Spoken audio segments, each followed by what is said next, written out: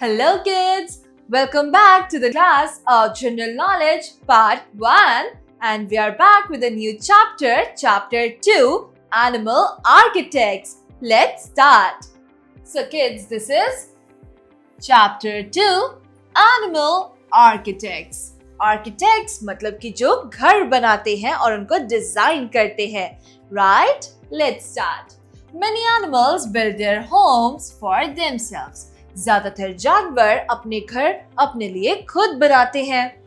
Next, here are some animal architects. So, नीचे दिए हुए हैं कुछ animal architects and you will be amazed to know about those architects. तो आप उन animal architects के बारे में जानकर बहुत amazed हो जाएंगे.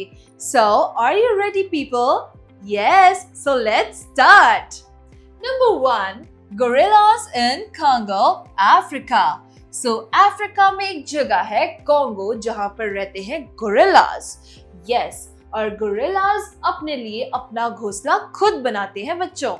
अब आप ये सोच रहे होंगे कि बर्ड्स नेस्ट बनाती हैं अपने लिए, तो गोरिल्लास कैसे नेस्ट बनाने लग गए? वो तो बर्ड है नहीं. बट किड्स, गोरिल्लास भी अपने लिए नेस्ट खुद बनाते हैं with the help of tree की ब्रांचेस, उनकी लीव्स और उनके ट्विग्स यानी कि उनके तिनकों को इकट्ठा करके गोरिल्लास अपने लिए खुद एक नेस्ट बनाते हैं. हालांकि वो उसमें सिर्फ एक रात बिताते हैं और उसके बाद वो अगले दिन फिर से एक नया नेस्ट अपने लिए क्रिएट करते हैं. Right? Next, ant and termites. चींटियां और दीमक. Have you ever heard about anthills? क्या आपने कभी एंटल्स के बारे में सुना है? एंटल्स एंट्स और टर्माइट्स का घर का नाम होता है. Tiny creatures like ants and termites make these structures with mud. Ants और termites यानी कि चींटियां और दीमक अपने घर का स्ट्रक्चर मड की हेल्प से यानी कि मिट्टी की हेल्प से बनाती हैं. वो थोड़ी थोड़ी करके मड इकट्ठी करते हैं और उनसे अपना एंटल क्रिएट करते हैं. Some termite hills can be as high as 30 feet. So kids, कुछ termites और ants के ant hill 30 feet तक ऊंचे हो सकते हैं. Next, weaver birds. Birds जो कि weave कर सकते हैं, right? So let's see.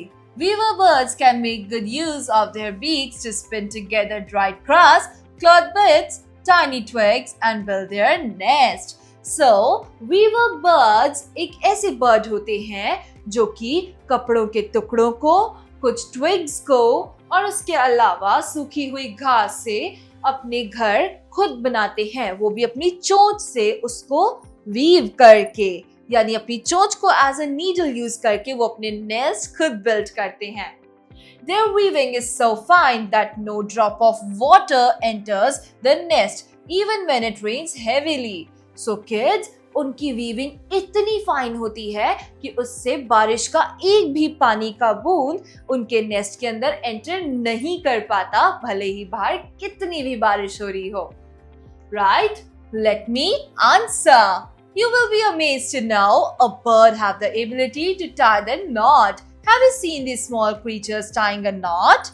Well, बच्चों आप ये जानकर हैरान हो जाएंगे कि एक बर्ड एक एबिलिटी इसके पास ऐसी होती है जिससे वो नॉट यानी कि गांठ बांध सकती है. राइट? तो क्या आपने कभी किसी क्रीचर को गांठ बांधते हुए देखा है? वेल, नहीं देखा होगा, बट उनके पास ये एबिलिटी फिर भी होती है. Let's move forward. Next is rabbits. Rabbits यानी कि खरगोश जो कि बहुत क्यूट होते हैं.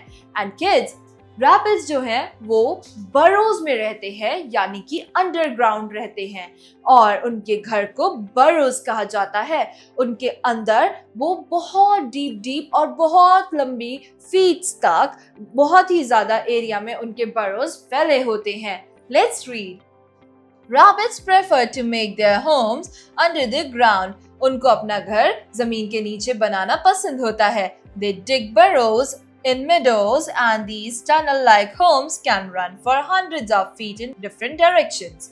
So, उनके घर को हम burrows कहते हैं और उनके tunnel-like home जो होते हैं मतलब टनल जैसा घर होता है जो कि बहुत दूर और लंबी लंबी directions में फैला हुआ होता है. Right kids? So, चलिए आगे बढ़ते हैं. So this is the second page. And यहाँ पर हमारे पास एक प्यारी सी एक्टिविटी दी हुई है जिसके थ्रू हम बर्ड्स और एनिमल्स के घर को और अच्छे से समझेंगे. Let's start. Would you be able to match these animals to their homes?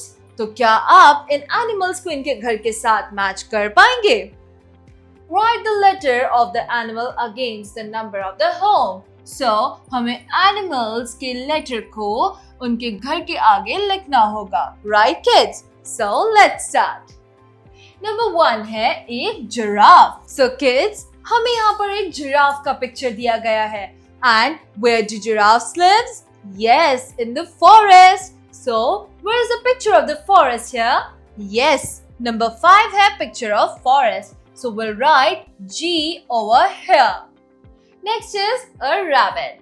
तो जैसे कि हमने पढ़ा था अभी कि एक rabbit burrows में रहता है, right? So where is the burrows picture? Yes, number 1 is the picture of a burrow. So we'll write R over here. Next is a dolphin. तो एक dolphin कहाँ रहती है? Dolphin रहती है sea में. Yes. So we'll write here D. This is the ocean, sea. So हम यहाँ लिखेंगे D, dolphin D. Okay. Part D, hippopotamus, यानी कि दरियाई घोड़ा. दरिया means पानी. So where do hippopotamus lives? Yes, in the river. या फिर वो river के पास रहते हैं. तो हम कहाँ लिखेंगे इसे? Yes, number 3 पे we will write H, right? Next is eagle. तो क्या आप जानते हैं बच्चों कि eagles कहाँ रहते हैं? Eagles बहुत ऊंचे cliffs पर अपना घोंसला बनाते हैं. So where is the cliff picture here? Yes, it's number 4. हम यहाँ लिखेंगे E, which is eagle. So kids, इसी के साथ हमारी एक्सरसाइज कंप्लीट होती है. Now we will read about info bits. So, info bits. Eagles build their nest using stones. Eagles अपना घोंसला stones की help से बनाते हैं. And these nests are called eyries. In nest को कहते हैं eyries. And are built on tall rocky cliffs. जैसे कि मैंने बताया था कि वो बहुत ऊंचे rocky cliffs के ऊपर अपना nest बनाते हैं ताकि उन तक कोई enemy reach ना कर पाए. So kids, with this we are done with our another chapter of General Knowledge Part 1. So we'll meet again in the next class. Till then, bye-bye. Take care.